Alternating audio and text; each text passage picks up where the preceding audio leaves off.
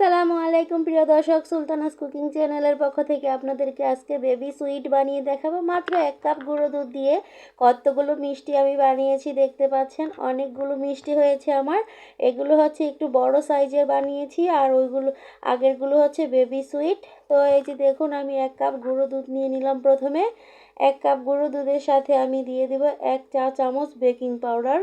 এটা একেবারে এই যদি আমার এই মাপটা যেভাবে আমি দিচ্ছি ঠিক এইরকম করে পরিমাপ মতো আপনারা যদি দিতে পারেন, তাহলে আপনাদের মিষ্টিও কিন্তু আমার মিষ্টির মতো একেবারে পারফেক্ট হবে।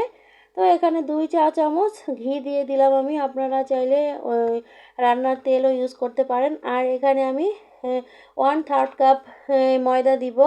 ময়দার সাথে আমি 1 টেবিল চামচের মতো এই ফাইন সুজি দিয়ে দিব। এটা দিলে মিষ্টিগুলো বেশি ভালো হয় সেজন্য। আর আপনাদের কাছে সুজি না থাকলে শুধু ময়দা দিয়ে হবে এই কাজটা। তো মানে 1/3 কাপ বলতে এই 1 কাপের 3 ভাগের 1 ভাগ।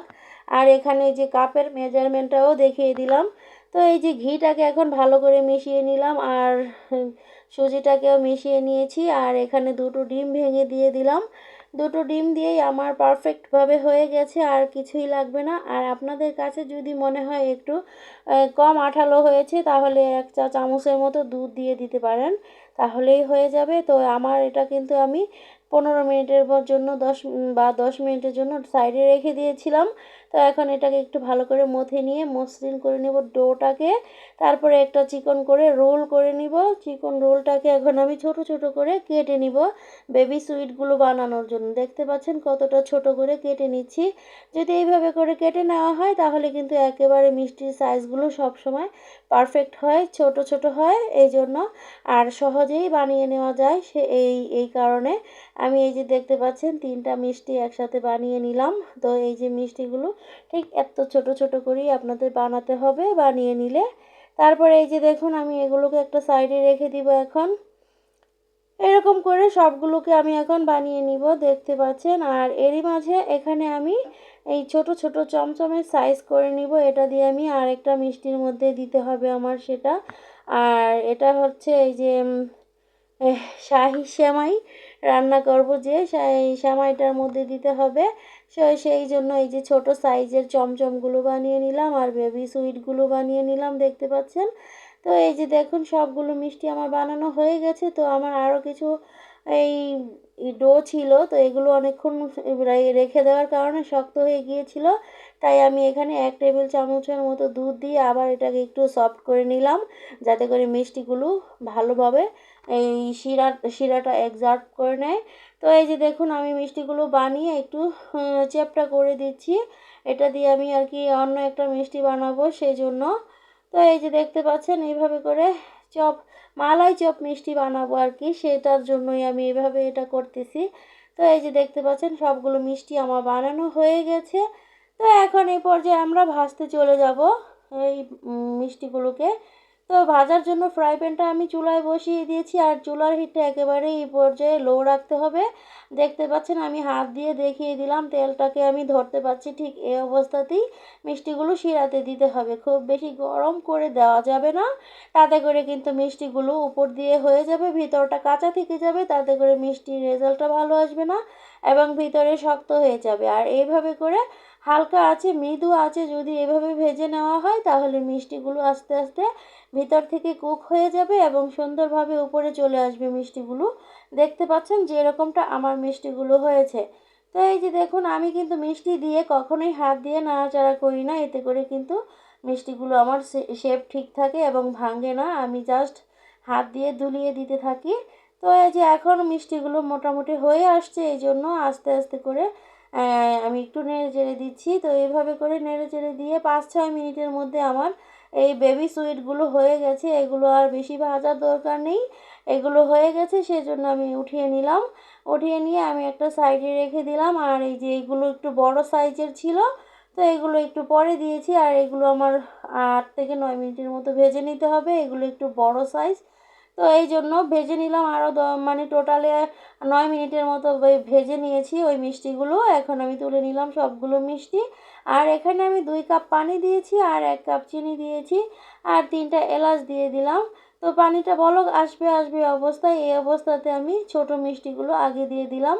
আর বড়গুলো মাত্র তুলেছি, সেজন্য এগুলো গরম আছে, তাই এগুলো এখন দেওয়া যাবে না। গরম অবস্থাতে মিষ্টি শিরাতে দিলে কিন্তু মিষ্টিগুলো চুপসে যাবে। সেজন্য মিষ্টি বানানোর জন্য কিন্তু অনেক কিছু টিপস আছে। টিপস ছাড়া মিষ্টি বানালে কিন্তু মিষ্টি ভালো হবে না। তো আমি আজকে কিন্তু এই যে 1 কাপ গুঁড়ো দুধের মিষ্টি বানানোর জন্য চিনিটা কম দিয়েছি। এখানেও একটা টেকনিক আছে, আজকে আমি পুরান শিরা কাজে লাগাবো সেজন্য। তো পুরান শিরা কাজে লাগানোর জন্য আমি এখানে কম করে শিরা বানিয়ে নিয়েছি এবং কম করে চিনি দিয়ে সেটা বানিয়েছি।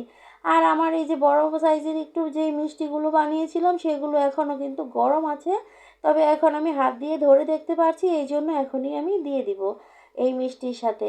তো এগুলোর সাথে এখন আমি এগুলোকে দিয়ে দিলাম। তো এগুলো একসাথে দিয়ে আবার রান্না করে নেব 25 মিনিটের মতো। 25 মিনিট রান্না করে তারপর এই মিষ্টির শিরাগুলো যখন খেয়ে নিবে, তো পুরোপুরি স্যুপ করে নিবে মিষ্টির শিরাটা। তো দেখতে পাচ্ছেন আমি 25 মিনিট পরে আপনাদের মাঝে আবার ফিরে আসলাম। তো আমাদের এই যে শিরাগুলো কিন্তু মিষ্টিতে খেয়ে একেবারে সুন্দর মতো টইটুম্বর হয়ে ফুলে গেছে। তবে এটাই কিন্তু মিষ্টি রান্না করা শেষ না। তো এখানে কিন্তু আমার আরও রান্না করতে হবে এই মিষ্টিগুলোকে। তো সেজন্য আমি এখন এই যে যেই কাজটা করব, আমার যে পুরান শিরা ছিল সেই পুরান শিরাটা আমি এখন কাজে লাগিয়ে দিচ্ছি। দেখুন এখন আমি দিতে পারবো, এটা কিন্তু আগে দিলে মিষ্টিতে আগের শিরাগুলো খেতো না সেজন্য। আর এই যে মিষ্টিটা আমি কিন্তু একটা সাইডে ঢেকে রেখে দিয়েছিলাম জাস্ট তাড়াতাড়ি করে, এখন বলক আসতেছে, এই অবস্থাতে মিষ্টিগুলো আবার এই শিরাতে দিয়ে দিলাম পুরান শিরার মধ্যে। পুরান শিরাটা কিন্তু আমি ফ্রিজে রেখে দিয়েছিলাম 12 দিন আগে। 12 দিন আগে আমি মিষ্টি বানিয়েছিলাম, তো আমার কাছে পুরান শিরা ছিল, সেগুলো আমি এখন কাজে লাগিয়ে দিলাম। আর এই পুরান শিরা বলে এখানে বেশি বেশি করে ঝাঁক উঠতেছে। তো ঝাঁক উঠলে কোনো সমস্যা নেই, একটু ফাঁক করে দিলেই হবে সরাটা। তো আমি আরও 30 মিনিটের মতো রান্না করে নিয়েছি মিষ্টিগুলোকে। টোটালি আমি 1 ঘন্টা রান্না করি সবসময় আমার মিষ্টিগুলোকে। তো এই যে দেখুন 1 ঘন্টা পরে আমার মিষ্টিগুলো একেবারে ভালোভাবে সব শিরাগুলোকে খেয়ে একবারে সুন্দরভাবে টইটুম্বর করে ফুলে গেছে মিষ্টিগুলো না। তো এই অবস্থাতে কিন্তু আমাদের মিষ্টি বানানো হয়ে গেছে, আর রান্না করার দরকার নেই।